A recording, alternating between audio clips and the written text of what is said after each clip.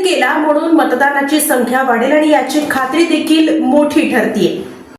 महाराष्ट्रात आगामी स्थानिक स्वराज्य संस्था आणि विधानसभा निवडणुकांच्या पार्श्वभूमीवर राजकीय पक्षांनी आपापल्या संघटनात्मक बांधणीला वेग दिला आहे।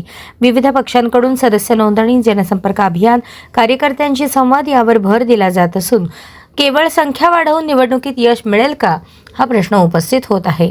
भारतीय जनता पक्षाने अलीकडील काळात सदस्य नोंदणी अभियानाला मोठ्या प्रमाणात चालना दिली।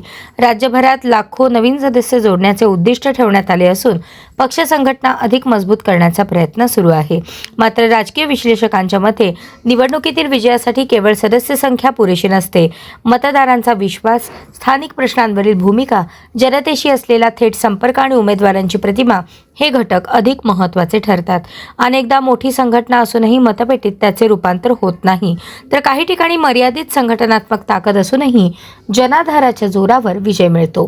2029च्या लोकसभा निवडणुकांपूर्वी भाजपने सदस्य नोंदणीसह संघटनात्मक विस्ताराची रणनीती आखली।